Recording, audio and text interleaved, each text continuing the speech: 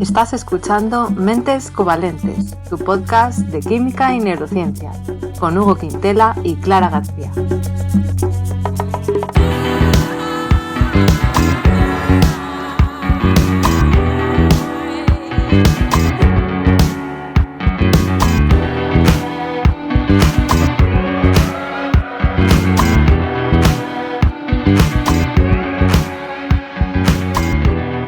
Bienvenidos al episodio 81, en el que vamos a hablar del cortisol. Hola Hugo, ¿qué tal?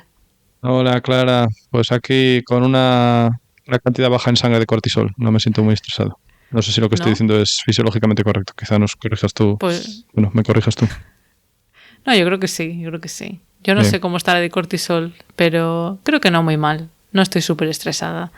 Yo creo que sí que es verdad que la gente lo asocia, ¿no? O sea, es algo que bastante gente sabe, lo del cortisol. Sí. ¡Cortisol! Sí. Bueno, luego veremos a ver si nos sorprende o no. Yo tengo que decir que he aprendido bastante preparándome el episodio. Yo también, O sea, me costó bastante. Este episodio deberíamos cobrarlo por el trabajo que hay detrás, pero bueno, vamos a dejarlo pasar por una vez. Sí. Y también hay una parte que, bueno, me da miedo en el sentido de que el metabolismo y el cuerpo humano y la biología es tan compleja que si hay algún experto dice seguro que me estoy dejando algo importante que influye en otra cosa, pero bueno. Sí, a mí me pasa igual con la biosíntesis. En plan, no, es que resulta que hay un intermedio que no mencionaste, el 5-HTPW, no sé qué. Venga, déjame vivir. Que luego a nadie le importa, pero si hay algún experto en la sala, a lo mejor, pues oye, pero bueno, nosotros lo que vamos a contar muy mal no estará, yo creo, ¿vale?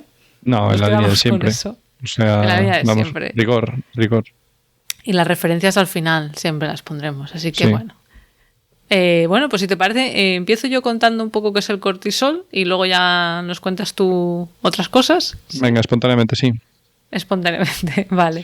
Bueno, pues para primero saber de qué estamos hablando, el cortisol es una hormona, ¿vale? Ya sabemos así la etiqueta de hormona y, por supuesto, pues es necesaria en nuestro cuerpo y se produce concretamente en las glándulas suprarrenales, que como su propio nombre indica, están pues por encima de los riñones, ¿vale? Así que esa es la idea general y ahora vamos a ver un poco más en concreto que es un tipo de glucocorticoide, es decir, ¿qué son los glucocorticoides? Estos son hormonas esteroides o esteroideas, creo que se puede decir de las dos maneras, que están involucradas en el metabolismo de los hidratos de carbono y que también tienen una actividad inmunosupresora, ¿vale? O sea, que suprime un poco nuestro sistema inmunitario.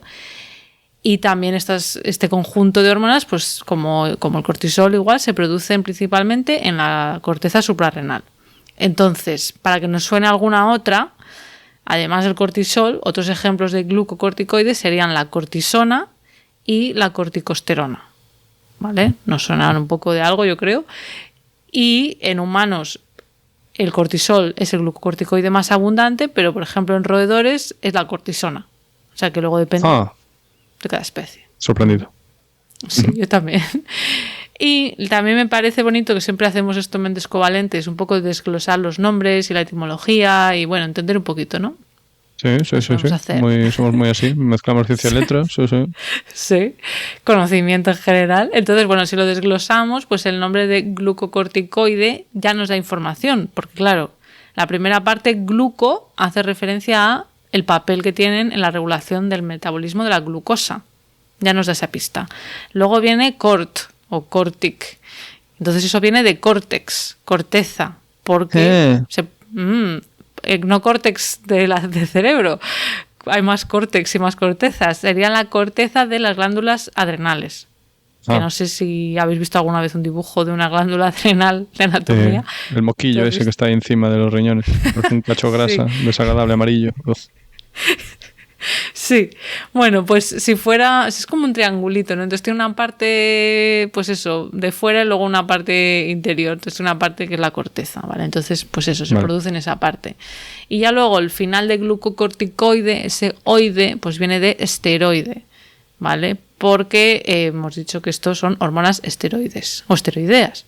Entonces, ¿esto qué significa? Esteroide, ¿no? Que también nos suena. Pero esto significa algo en química. No es una palabra sin más. Y claro. Esteroide, a ver, corrígeme si me equivoco, Hugo, pero mis fuentes Me dicen que esteroide es cualquier compuesto orgánico que tenga una estructura molecular de 17 átomos de carbono formando 4 anillos. ¿Qué? No sabría decir si es cualquiera. O sea, yo sé que se tiene que pasar en el ciclopentano perhidrofrenantreno, como diré después, pero... Vale. Pero sí, supongo que es lo mismo. Vale, yo he leído cualquiera, pero bueno, a lo mejor hay alguna sí. excepción, ¿quién sabe? Vale, pues de esto viene. Yo creo que está bien saber de dónde vienen las palabras un poco. Y en el caso de las hormonas esteroides, pues en concreto se sintetizan a partir del colesterol, que a todos nos suena el colesterol. Así que bueno, ahora ya sabemos un poquito más sobre la naturaleza del colesterol, pero una pregunta fundamental es ¿quién manda a producir esta hormona? Te preguntarás. Pues como siempre... en este caso, el cerebro. O sea, el cerebro al final es el que coordina pues prácticamente todo en el cuerpo. Entonces, en concreto, una estructura de la que hemos hablado algunas veces, no sé si nuestros seguidores más aférrimos se acordarán, que está en las profundidades del cerebro y tiene el tamaño de un guisantito, o sea, bastante pequeña. Y es femenino, ya sé lo que es. A ver. Es la hipófisis pues o glándula pituitaria. Que tiene es la pineal. No es la pineal, es la porque pituitaria. No está al fondo, ¿no? La pineal que no está tan metida dentro. No, las dos están igual de al fondo, solo que una está un poco más anterior y otra más posterior. O sea, una más hacia la cara y otra más hacia la nuca. Bueno, relativamente respecto una de la otra. Pero bueno, entonces, la hipófisis es una glándula y secreta diferentes hormonas, como la oxitocina, por ejemplo, también la prolactina, la hormona de crecimiento, o la que nos interesa hoy, que es la hormona adrenocorticotrópica. Vaya nombres. También conocida como corticotropina. Esto es más fácil de pronunciar, pero bueno. Adrenocorticotrópica. Sí. Exacto. Entonces, esta corticotropina, como buena hormona que es, ¿no? Se produce en el cerebro, pero va a viajar por el torrente sanguíneo y va a llegar pues a otras zonas. En concreto, va a hacer su efecto en las glándulas suprarrenales, que se encuentran, ya hemos dicho, los riñones.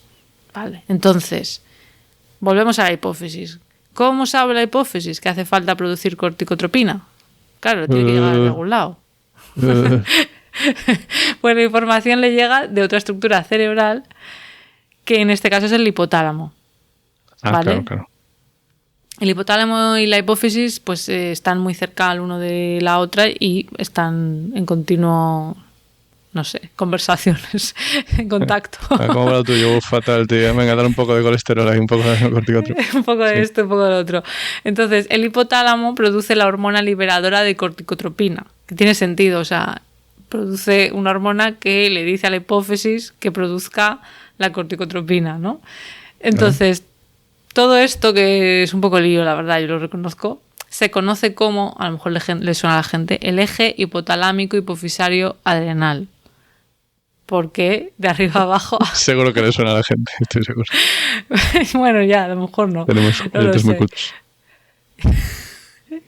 No lo sé, a lo mejor ahí me suena pues de lo típico de biología, ¿no? De las clases o algo. No sé, sí que se suele hablar cuando se habla del estrés, de este eje. Vale. Entonces, claro, es porque de arriba a abajo, ¿no? En orden de quién va antes en cuanto a producir cosas, y también si lo ves anatómicamente, pues hipotálamo, hipófisis y luego glándulas suprarrenales. Bueno, pues entonces este es el eje. El que os quería presentar. Bienvenido a Eje. Y pasemos página, ¿no? Este es el eje y podemos seguir preguntando cómo haría un niño hasta el infinito, ¿no? ¿Y por qué? ¿Y por qué? Entonces, en este caso sería, vale, el hipotálamo es el que le da la señal a la hipófisis. Pero, ¿cómo sabe el hipotálamo qué tiene que producir? Yo no quería preguntar para no ponerte un compromiso, pero sí. Claro, ¿cómo sabe? Bueno, pues por un lado, el estrés, nuestro querido estrés, del que estábamos hablando antes, le da la información a nuestro querido hipotálamo. Pero no es lo único. Luego lo vamos a ver después de la publicidad, que en este caso eres tú. Vale. La historia. Bien colgado. Bueno, Cuéntanos. Pues entro yo con la publicidad, la historia del cortisol. Bueno, claro, voy a hablar de la historia humana, porque el resto no importa. Entonces, el descubrimiento del cortisol es bastante tardío. o por lo menos desde la perspectiva de una persona de mi edad, es tardío. O sea, hablamos de bien entrado el siglo XX. Entonces, esta historia, como hay que ponerle un principio, lo vamos a iniciar en 1929. Entonces, ahí que pasaba que había un reumatólogo y un bioquímico de no sabes qué país. Suiza. Uy, no. Esta vez ahí ya estaba Estados Unidos. No, estaba Estados Unidos ya. Sí, es verdad que no suelen ser protagonistas aquí porque eso eran los tiempos que Europa ahí lo petaba. Pero bueno, pues nada, estos dos caballeros, Edward Kendall y Philip Hench, trabajaban en el tratamiento químico de la artritis reumatoide. Vale. Entonces se dieron cuenta de que uno de sus pacientes se había recuperado, o bueno, más bien sus síntomas desaparecieron cuando sufrió un caso agudo de ictericia. Es la enfermedad esta que te quedas amarillo y que la bilirrubina, pues creo que produces demasiado y tal. Entonces también dijo, otra cosa más rara. También se dio cuenta de que otros pacientes que tenían síntomas de reuma mejoraban bastante o mucho durante el embarazo o tras una cirugía reciente. Entonces dijo, ostras, está claro, esta gente está produciendo algo que le mejora los síntomas. Entonces, ¿qué hizo el hombre? Pues se puso a operar a corazón abierto a todo el mundo nuevo. Lo que dijo, vale, yo sé que cuando hago esto, las sustancias que parece que se generan probablemente venga de las glándulas suprarrenales o adrenales. Entonces dice, ¿por qué no me cojo unas cuantas de estas glándulas, las pincho un poco para que generen lo que tienen que generar y a ver qué saco? Entonces, ¿qué hizo? Pues se puso en contacto con su matadero de confianza y dijo, pasadme esas glándulas asquerosas amarillas que están encima de los riñones de las vacas. Ni nada, entonces empezó ahí a hacer un trabajo que seguro que fue súper agradable. Eso, se puso a juntar hormonas y extraer, o sea, glándulas y extraer las hormonas. Entonces, después de varios años, por fin consiguió aislar 6 compuestos, que los llamó de la A a la F, y creo que eso da 6. Y nada, el cortisol era la sustancia, el compuesto F. Y entre estas sustancias, pues también descubrió, aisló otros que eran la de hidrocorticoesterona, la cortisona, y otras. Estas son así más famosillas. Entonces, en esta época, en paralelo, ya se estaba dilucidando la estructura de algunos esteroides importantes, como precisamente el colesterol. Aunque, dato curioso, se dio el premio Nobel a la persona que lo hizo, cuyo nombre ahora pues no recuerdo, pero bueno, que la estructura que dieron, creo que en los años 20 estaba mal y se corrigió años después. O sea, te dan el premio Nobel por hacer algo mal, yo flipo. Bueno, entonces, a principios de los años 40 corrían en Estados Unidos rumores de que los alemanes estaban utilizando algunas de estas hormonas para permitir a los pilotos de la Luftwaffe volar más alto sin que les diera hipoxia, ¿sabes? En plan que iban ahí todos petados y y entonces no les daba hipoxia. Entonces el gobierno de Estados Unidos dijo, pues hay que investigar esto, no podemos quedar por detrás, que como vuelen más alto, pues yo qué sé, no sé cosas. Con el tiempo se probó que era un rumor falso, pero bueno, se priorizó esta investigación, por ejemplo, más que la de luchar contra la malaria, por ejemplo, que también era interesante en la guerra, pues para los soldados que estaban así en sitios maláricos.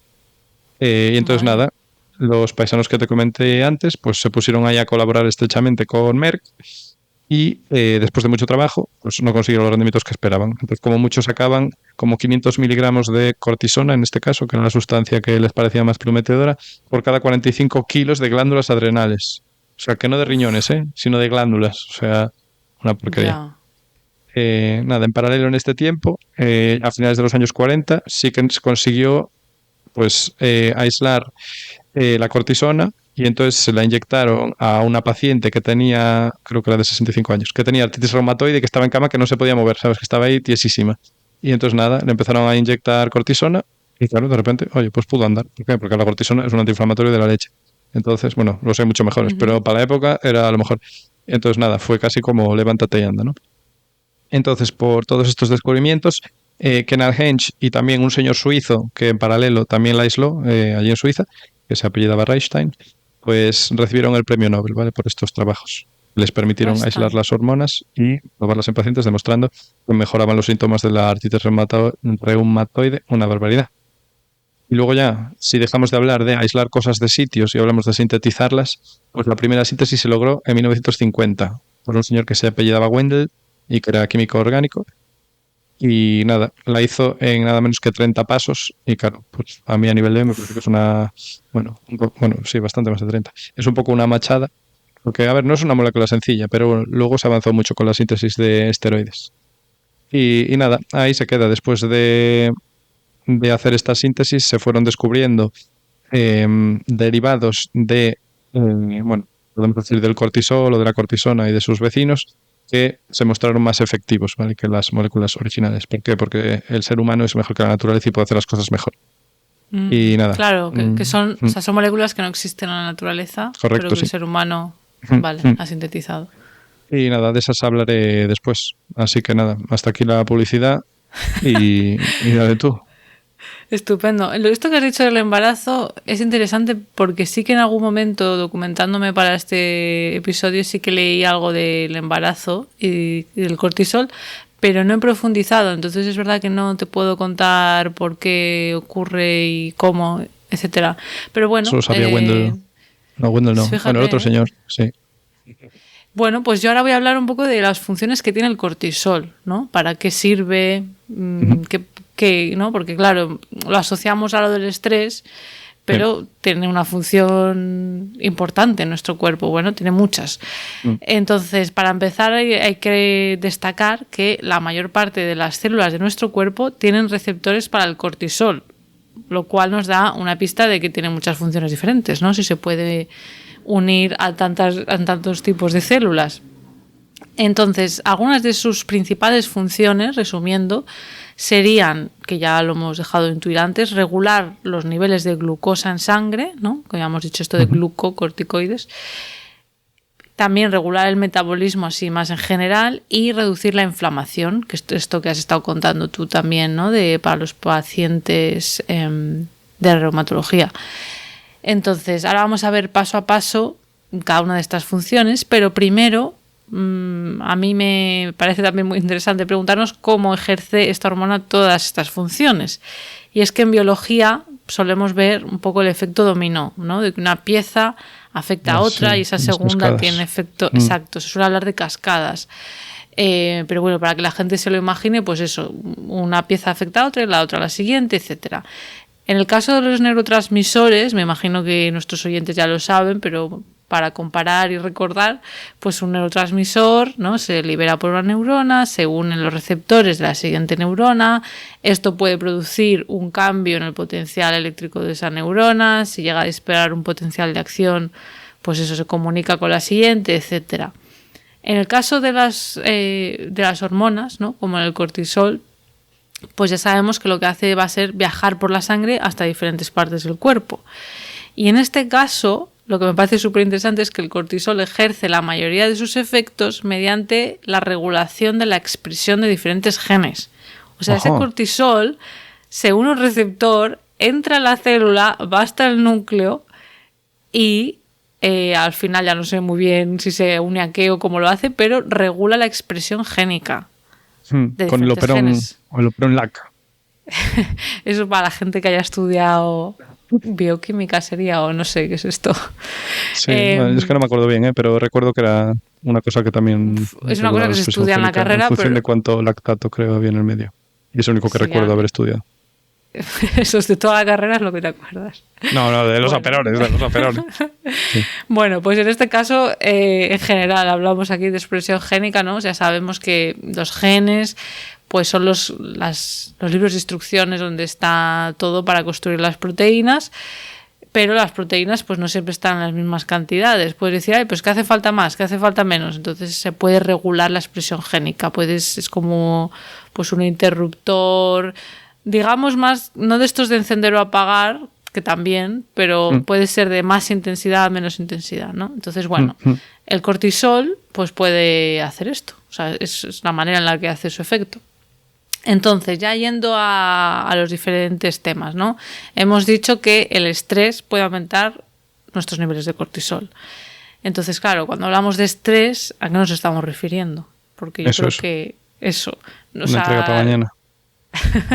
Por ejemplo, claro, eso es un estrés, ¿no? De mañana tengo que entregar un trabajo pues para la universidad o para el instituto o para una presentación de trabajo, cosas así, o el ajetreo del día a día, de hoy no llego a todo, tengo que llevar la sociedad actual en la que vivimos, tan exigente y cada vez con tareas más complejas.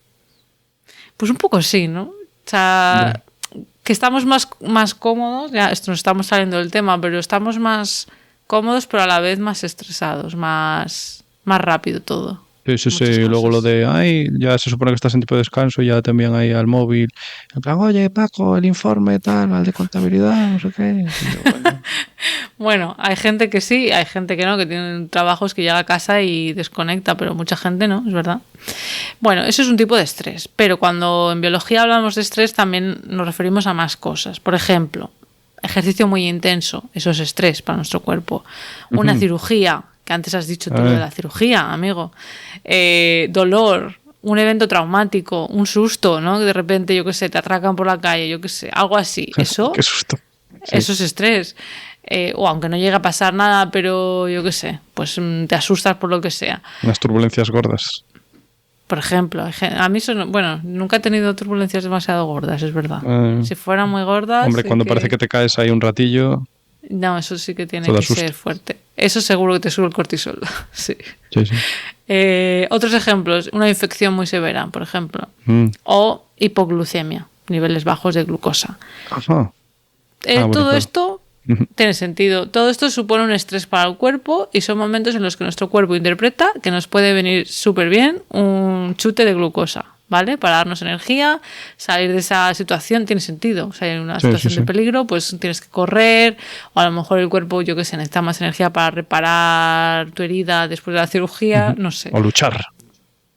Luchar contra tu enemigo, sí. Tener energía para terminar ese trabajo, para entregarlo mañana, ¿no? Eso necesita energía. Entonces, ¿cómo sabe el cerebro que estamos estresados? ¿No? Que antes hemos hablado de toda esta cascada de cómo sabe la hipófisis y cómo sabe el hipotálamo. Bueno, pues una de las pistas es la norepinefrina, ¿vale? Que pues cuando estamos estresados es una de las hormonas que se produce, ¿vale? Entonces, bueno, esto es una de las cosas y se ha visto que tanto la norepinefrina como el glutamato, que es un neurotransmisor, estimulan la producción de la hormona liberadora de corticotropina. Esto es como un lenguas. Hace cortisol. Sí, o sea, al final eso es lo importante. Esto es en el que el glutamato también, ¿eh? Pero claro, el glutamato del cerebro. O sea, porque me coma chasquis con glutamato no pasa nada. Yo creo que no, que son cosas diferentes. El glutamato del cerebro pues es un neurotransmisor excitatorio, entonces pues no sé vale. Si es porque pues hay mucha actividad, allí ya no lo sé. Eso suena a uno de los orígenes de la cadena, ¿no? En plan, tienes ahí un montón de estímulos y tu cerebro está en plan, Dios, necesito glutamato para transmitir esto, y cuando hay mucho glutamato podría dices, ser, voy a empezar a liberar. Y ya podría ser. Y la norepinefrina, pues que te llega también del resto del cuerpo. Y luego el GABA, al contrario, que el GABA hemos hablado alguna vez del GABA, bendito. Es un neurotransmisor bendito, inhibitorio, ¿no? Normalmente baja revoluciones, pues inhibe la producción del cortisol. O sea que tiene todo el sentido del mundo. Si estamos súper de chill, relajados, tal, pues vamos a tener menos cortisol. Y si tenemos norepinefrina, pues... estamos más alteraditos en nuestro tengo una cerebro. Inspiración, que el GABA y el glutamato son como ese rollo siempre de que tienes un demonio que te susurra una oreja y el otro bicho, y un ángel que te susurra la otra, ¿sabes? Pues ahí está ahí el GABA diciendo, que me lo imagino ahí como un tipo fumando un porro ahí que está en plan, tío, tranquilo, no pasa nada. Y luego otro, venga, hay que hacer algo, tal. Y es una lucha continua. Sí, mira, de hecho me está recordando ahora, el otro día fui a ver la película, en inglés se llama Inside Out. ¿Cómo la han llamado en español? Sí, del revés. Del revés, esa. Y la parte 2. Y también hay un poco eso entre la alegría y la ansiedad. Por ejemplo, se toma y dale, ¿no? Me gustó menos que la primera. ¿Sí? Bueno, no sé. Me pareció... interesante. Me pareció curioso, tiene cosas interesantes. Sí, está bien. En fin, bueno, ¿dónde estábamos? El GABA y tal. Vale. Entonces, el cerebro detecta que estamos estresados y detecta eso y dice, bueno, necesitamos energía, traed más glucosa. Entonces, ¿cómo hace esto el cuerpo? Bueno, esto ya de manera muy simplificada, una de las cosas que consigue el cortisol es reducir la captación de glucosa por parte de las células, ¿no? Nuestras células del cuerpo pues necesitan introducir la glucosa para utilizarla como energía. Entonces la insulina, por ejemplo, ayuda a que esa glucosa entre. Pues el cortisol no, porque así pues irá a otro lado donde haga más falta. Y luego también aumenta la formación de glucosa. para lo cual necesita descomponer proteínas de nuestro músculo y también grasas.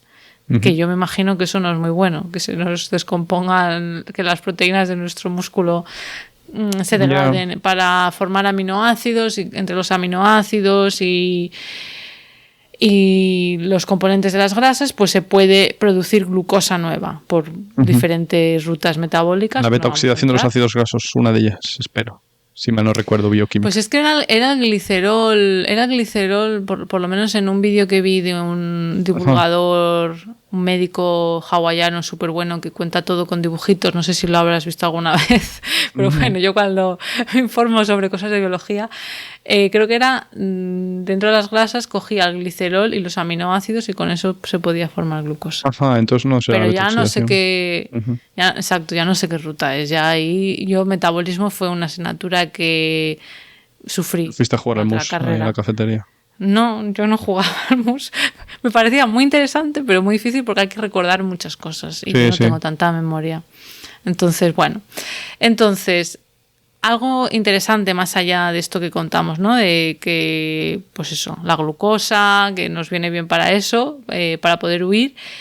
Algo que yo no sabía es que el cortisol puede hacer que se aumente la memoria del evento que está ocurriendo mientras tienes el cortisol alto, no la memoria general de toda tu vida.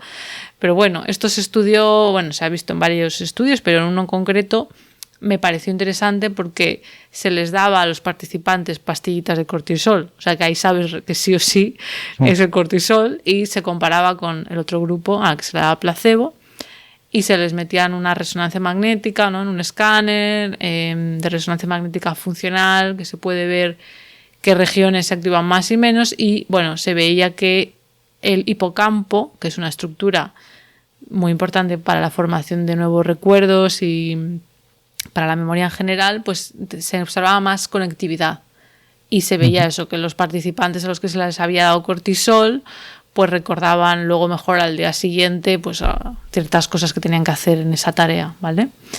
Entonces, bueno, eso nos da una pista de por qué hay veces que en situaciones estresantes luego lo recordamos todo bastante bien.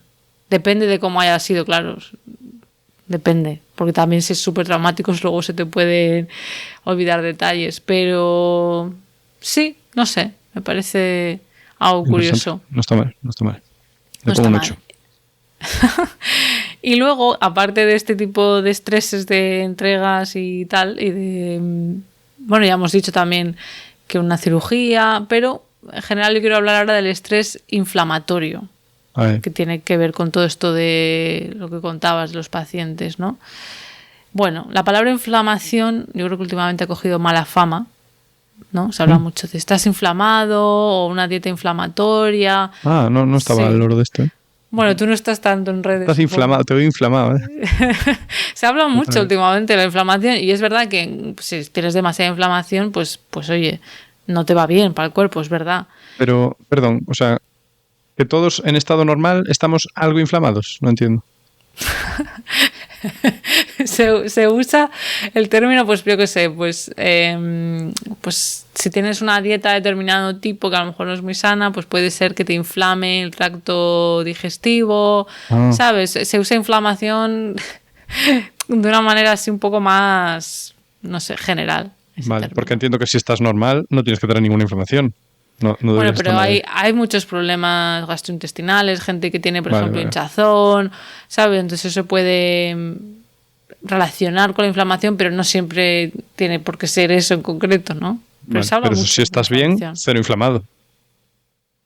Bueno, si estás estresado, claro, ¿a qué llamas bien? ¿A qué llamas bien? Vale. No lo sé. No, un individuo sano, claro, no sé. Bueno, pero te pica una abeja. No, claro, hombre, ahí no. Pero si no te ocurre, no tienes. Bueno, no lo sé, depende. No sé cuál sería el. ¿Cómo se dice? El umbral para considerar si alguien está inflamado o no, ¿sabes? Al final no creo que sea algo binario. Pero bueno, todo esto yo era para decir que la inflamación es una respuesta del cuerpo que es necesaria también, que es para luchar contra patógenos, por ejemplo, ¿no? Si te pica pues eso, una abeja o tienes algún tipo de infección bacteriana o vírica, o sea, ahí llega un momento pues que hay un proceso inflamatorio, que tu sistema inmunitario responde y hay unas moléculas que tienen que ver con todo esto de la inflamación que se llaman citoquinas, que a lo mejor a la gente le suena, no sé, durante el COVID creo que sí que se habló, ¿no?, de las tormentas de citoquinas, me parece. Entonces son moléculas muy importantes en el proceso inflamatorio que actúan como mensajeras, hacen que unas células y otras del sistema inmunitario se comuniquen y digan, venga, necesitamos refuerzos, venga, produce más. Entonces son muy importantes y además hacen de mediadoras entre el sistema inmunitario y el sistema neuroendocrino. O sea, con todo esto que estamos hablando que tiene que ver con el cortisol, ¿vale? Algunas citoquinas pueden aumentar la producción de la hormona liberadora de corticotropina, por lo tanto, activando este eje, también con un nombre súper largo, hipotalámico hipofisario adrenal. Entonces, bueno, o sea, están relacionadas. Y luego los glucocorticoides, ¿no?, que se producen en respuesta a este eje que lo estamos activando, inhiben la inflamación, ¿vale? O sea, tú tienes inflamación, eso hace que se produzcan glucocorticoides, incluyendo cortisol, y eso ayuda a regular esa inflamación. También a inhibir la activación de glóbulos blancos, de producción de células B y de células T, que son también, pues esos, del sistema inmunitario. Se activan muchísimas cosas. Esto es muy complejo. Todo lo que tiene que ver con inmunología es muy complejo. Y producción de citoquinas. Todo eso, que normalmente ocurre cuando hay inflamación y el sistema inmune está a tope, pues el cortisol y los glucocorticoides en general pues lo inhiben un poco. O sea, es una manera de regular la respuesta al final. Tiene sentido, ¿no? En biología muchas veces hay esos loops, ¿vale? Entonces, bueno, es una relación bidireccional entre el sistema inmunitario y el endocrino.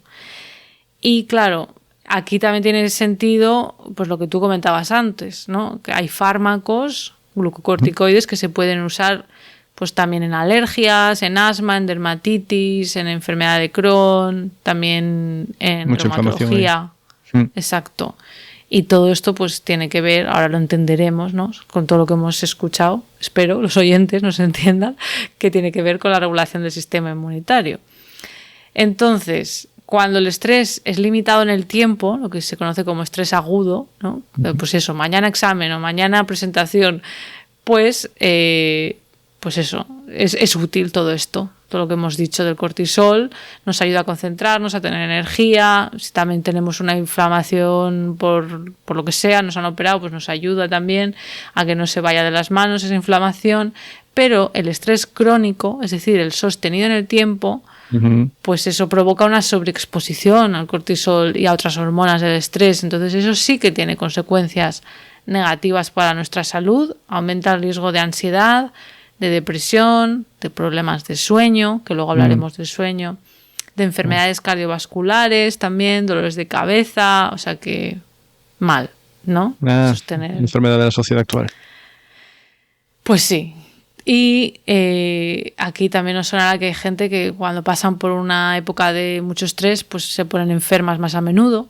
Hay gente que pasa eso. Pues llagas en la boca, el pelo. También. Se les pone mal la piel. Hay gente que el herpes.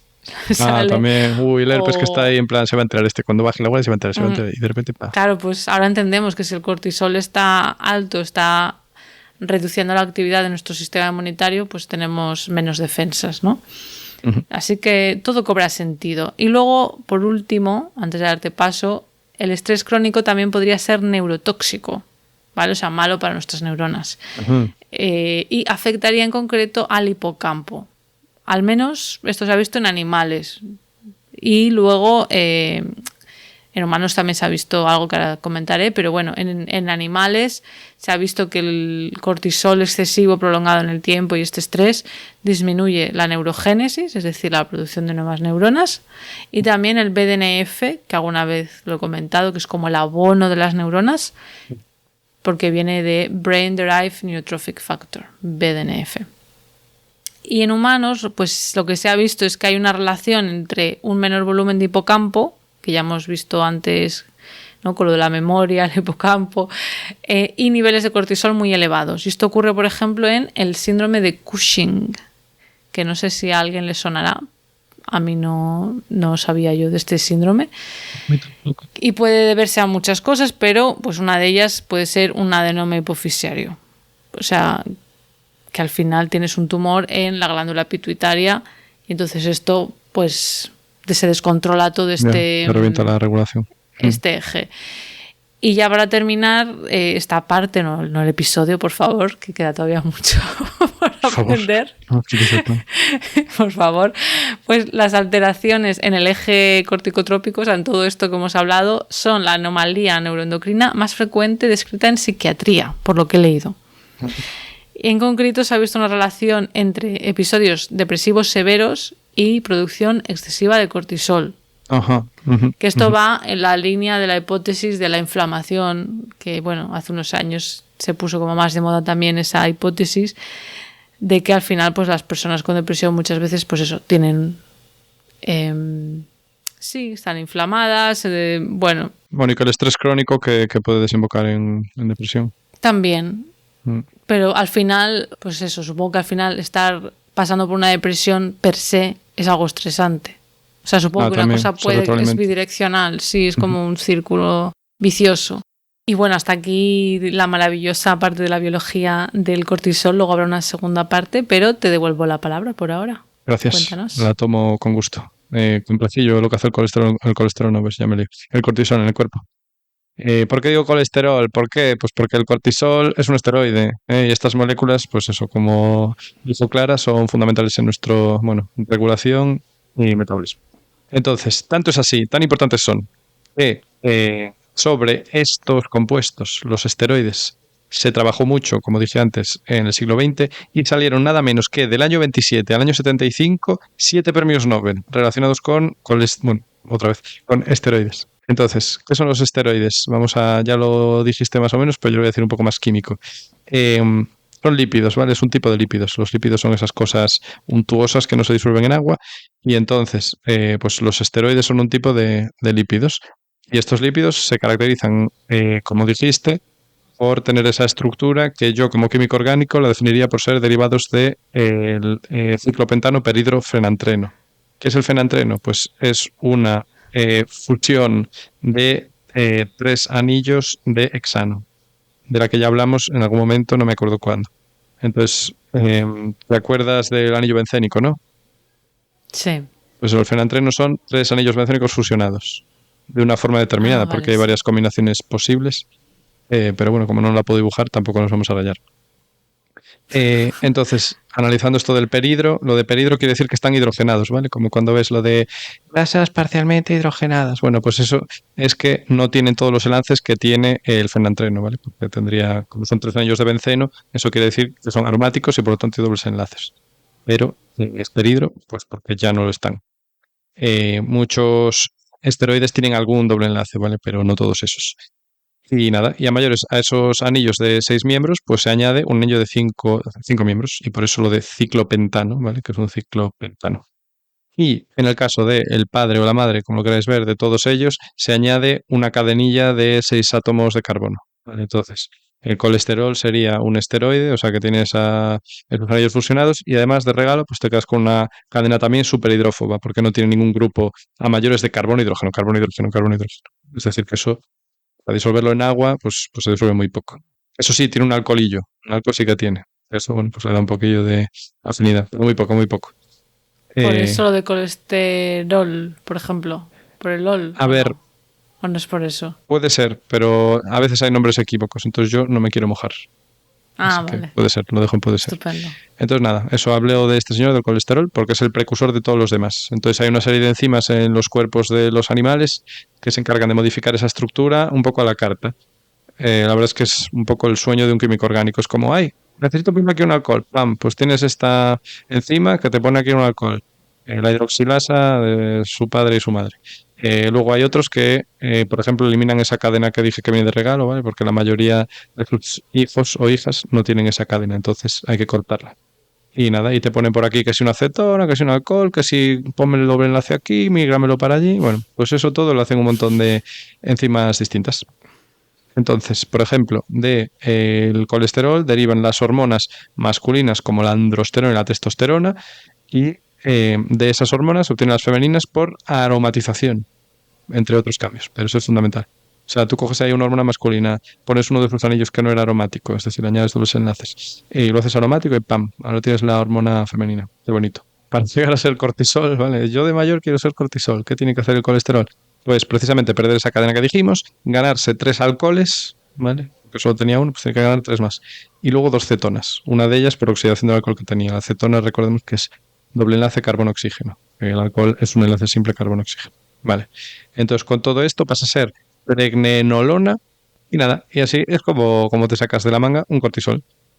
Y nada, en cuanto a la síntesis de laboratorio, ¿vale? Porque estoy hablando de la biosíntesis, ya dije que las primeras requerían más de 30 pasos.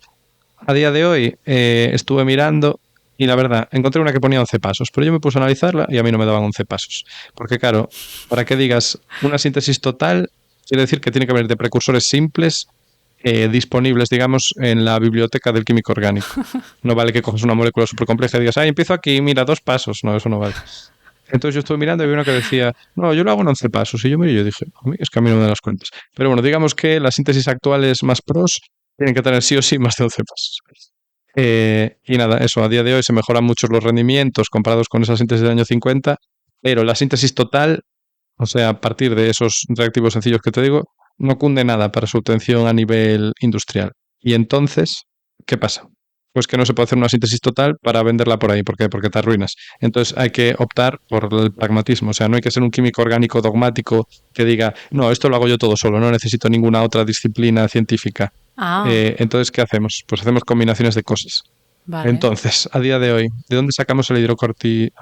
No, aquí ya me estoy liando. Porque lo que nosotros llamamos cortisol, cuando te lo suministran en forma de medicamento, no se llama cortisol. Uh-huh. Esto es una revelación, lo fue para mí, sino que se llama hidrocortisona. La misma cosa, pero se llama distinto. También, si te meten algo con cortisona, si te dicen esto lleva cortisona, bueno, pues la cortisona se metaboliza a cortisol. Y los efectos que tiene la cortisona en el cuerpo son por ser cortisol después. Es decir, es una ¿cómo se dice? Prodroga en castellano. Bueno, sí, no sé cómo. Profármaco. Sí. Profármaco. Entonces, nada. Profármaco, sí. Para obtener el cortisol o la hidrocortisona, se obtiene por una combinación de técnicas, ¿vale? Lo primero, todo muy curioso, no me lo esperaba. Se cultivan unos tubérculos gordos de la familia del ñame. Estuve mirando y no encontré el nombre tal, pero bueno, Discorea callejensis. O de la familia de estos. Aquí es de los que me ponía que eran más habituales. Luego los cogen, ¿vale? Le hacen una extracción y los someten a tratamiento ácido, básico o enzimático. Vamos, que digamos que eso, los ponen ahí con ácidos fuertes o con enzimas para conseguir obtener de distintas sustancias que tiene, que se llaman saponinas. Las saponinas son como una familia de sustancias. Pues dentro de estas saponinas hay unas que después de un tratamiento químico te van a rendir el deseado cortisol. Entonces nada, el intermedio antes de ese cortisol que sale al hacer este tratamiento es la diosgenina. Un nombre, bueno, curioso. Sí, la verdad. Eso que es una molécula esteroidea que no tiene solo esos anillos que mencionamos del ciclopentano, perhidrofenantreno, sino que tiene 2 anillos más, que no nos interesan. Entonces, el siguiente paso, ahí sí ya viene la química orgánica del libro. Entonces hace una serie de reacciones que se conocen como la degradación de Marker, que a nadie le importa lo que sea, pero bueno, son bastante bestias, la verdad, hay que calentar mucho y tal y cual. Y ahí lo que haces es deshacerte de esos anillos sobrantes. Y entonces ya tienes un intermedio que tiene lo que se llaman asas. O sea, que tiene unos grupos de los que puedes tirar para meter los grupos que te interesan a ti, ¿sabes? Hay como una cosa ahí que hace que no sea una cosa que no puedes modificar, sino que te da pie. Vale.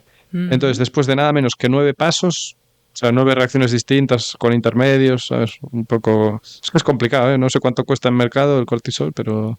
En fin, pues ya tenemos una cosa que casi es lo que queremos, después de 9 pasos. Pero, hay un paso que es un rollo, que es meterle un alcohol. Falta un alcohol y hay que ponérselo. Vale, pues eso, los químicos orgánicos lo podemos hacer, pero nos da una mezcla de estereoisómeros.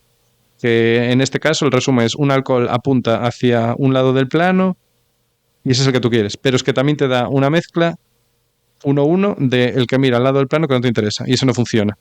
Ese no es el cortisol que tú necesitas. ¿Y qué hacéis para...? Entonces, aunque podemos hacerlo, Resulta que hay alguien que lo hace mejor que nosotros. Es un hongo filamentoso.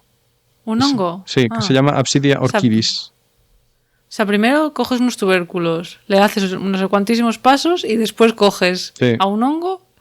Sí, básicamente si coges el hongo, o sea, coges los tubérculos, los machacas, los pones en disolvente, extraes ahí esa movida, los sometes a varias reacciones, más de 9, obtienes un intermedio. Ese intermedio podría seguir haciendo reacciones, pero dices, mire, yo aquí lo que quiero es hacerlo más barato. Entonces, en vez de hacerle otra reacción que podría hacer, que me va a rendir 1-1, pues lo pongo a fermentar con un hongo, ¿vale? Y el hongo no me va a dar solo el que quiero, me va a dar un rendimiento de 1,4, o sea, me da 4 veces más del que quiero que el que no quiero. Entonces, bueno, lo hace mejor, pero tampoco lo hace perfecto. Entonces, nada, después de esta fermentación tienes que volver a aislarlo, hacerle una reacción final y ahí ya separar los isómeros. Ese 4 que tú quieres, separarlo del 1 que no quieres. Y el 1 que no quieres aún lo puedes utilizar para otras cosas, para sacar la rentabilidad.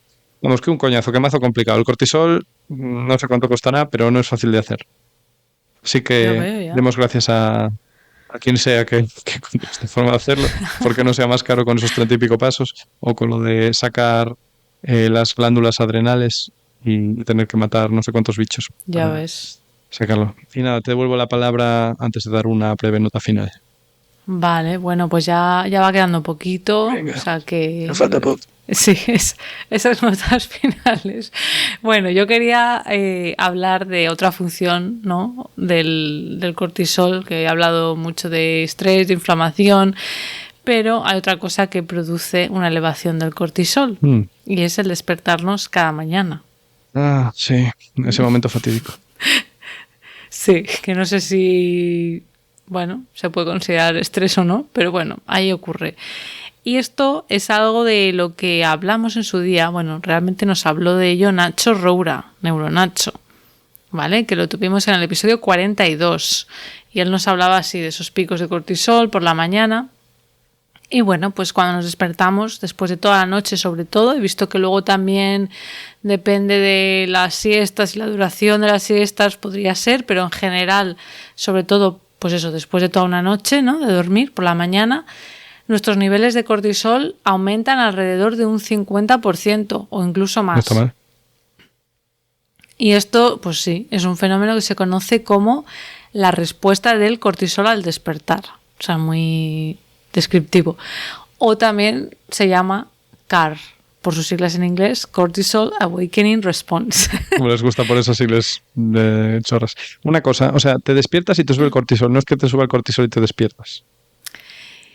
Creo que esto mismo creo que se lo preguntaste a Nacho, creo. ¿Y qué dijo el compañero? No, pues no lo sé. Creo que me quiere sonar y por lo que entiendo es que empieza a subir antes de despertarte, pero lo que iba a decir, que lo tengo aquí en el guión, es que la subida llega a su máximo alrededor de la media hora, 45 minutos después de despertarnos. Ajá, o sea, vale. Que no es que haya un pico de cortisol y te despiertes, pero entiendo que empieza a subir, te despiertas, Y aún sigue. ¿no?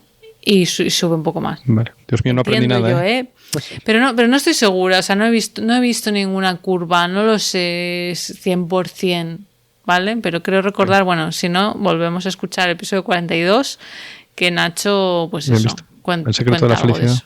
de eso. Uh-huh. Entonces, hemos hablado en algún episodio, ya no sé en cuál, sinceramente, me imagino que en el de la luz. Son del núcleo, tantos que ya hombre, es que se me mezclan.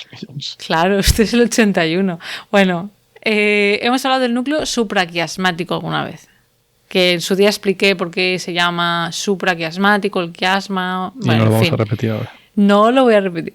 Eso está en el hipotálamo, que es otra de esas estructuras, ¿no? Que la hemos mencionado antes, subcortical, que está debajo de la corteza, o sea, más en las profundidades. Entonces, lo importante aquí para recordar es que el núcleo supraquiasmático del hipotálamo es nuestro principal reloj biológico. Es el que nos va guiando, ¿no? En estos ritmos circadianos de 24 horas y que se va ajustando con la luz.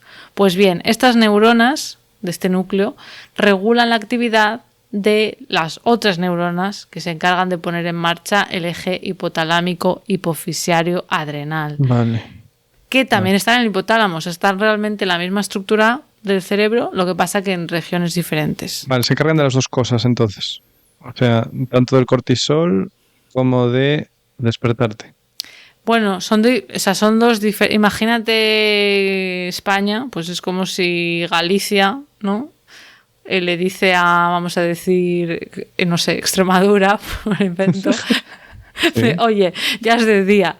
Y entonces Extremadura dice, vale, hora de producir cortisol. Quiero decir, España es el hipotálamo, en esta metáfora. Y son dos regiones, ¿vale? Sí. de la misma estructura. Entonces, sí, podríamos decir que se encargan de las dos cosas, pero son neuronas diferentes. Las neuronas de Galicia van diciéndole a las neuronas de Extremadura, oye, ponte las pilas, que hay que... Diría Madrid que inicien el despertar de España, ¿sabes? Que ponga el país a funcionar. Exacto. Extremadura aquí sería el núcleo periventricular, ¿vale? Y Galicia el núcleo supraquiasmático. Pero no era hipotálamo. El hipotálamo es España entera. Y dentro del hipotálamo hay dos regiones. El núcleo supraquiasmático es una, que es Galicia, y el núcleo periventricular es otra, que es Extremadura. Y se encargan de diferentes funciones. ¿Sí? Vale. Entonces el cerebro sería la Unión Europea. El cerebro es el mundo entero. No vamos a ser europocentristas. La Tierra. Vale, ¿sí? Bueno, que se dirige al final desde España. Pero vale. En un mundo alternativo, quizás. No se dirige desde España, porque España solo es el hipotálamo. Quiero decir que luego está la corteza prefrontal, o sea, anda que no hay estructuras. Vale, bien visto. Es un sistema descentralizado. Vale, me vale. Sí, como en la globalización. Me vale bien. Vale. No lo sé. Bueno, se me está yendo la metáfora de las manos. Vamos a volver. Ya dejando las metáforas a un lado, nos hace ver un poco la relación, ¿vale?, entre ese reloj biológico y esa subida de cortisol por la mañana para enfrentarnos a nuestro nuevo día con la glucosa, ¿no?, y para estar ahí a punto. Y eso también, el tema del sueño y del despertar, bueno, me parece interesante reflexionar sobre que cuando pasamos por una época de estrés, hay muchas personas a las que se les desregula un poquito ese ritmo circadiano, ¿no? Y a lo mejor pues no se pueden dormir a la hora que suelen dormir o se despiertan antes. Y de hecho también hay estudios que han visto que si sabemos que el día siguiente va a ser duro, por lo que sea estresante, esta subida de cortisol al despertar es mayor. O sea, ya empiezas el día con las pilas más cargadas. No sé si más despierto, puede ser, o que te despiertes un poquito antes, no lo sé. Así que está todo relacionado, estrés, cortisol, el sueño, la inflamación, todo esto. ¿Qué te parece? Es una conspiración de los corticoides. Ay, bueno, te devuelvo la palabra. ¿Tienes algo más? Venga. Sí, pues nada, una mención honorable, ¿no?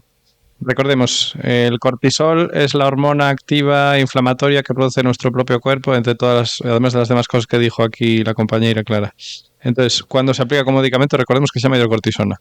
Entonces, en general, cuando el público lego habla de esto lleva cortisona, lo que suele llevar es hidrocortisona, no cortisona. Y entonces, ¿sí?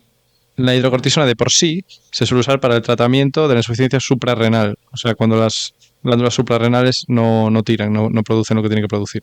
Bueno, el cortisol que tienen que producir. Entonces, yo me voy a centrar en las diferencias que hay entre las distintas moléculas derivadas del cortisol que se utilizan en medicina. Entonces, el uso antiinflamatorio del cortisol está muy bien, pero vamos, una mierda comparada con los nuevos derivados que creó el ser humano. Por ejemplo, la prednisolona es 4 veces más potente, pero es que eso no es nada. La parametasona es 10 veces más potente y la dexametasona es 30 veces más potente, ¿vale?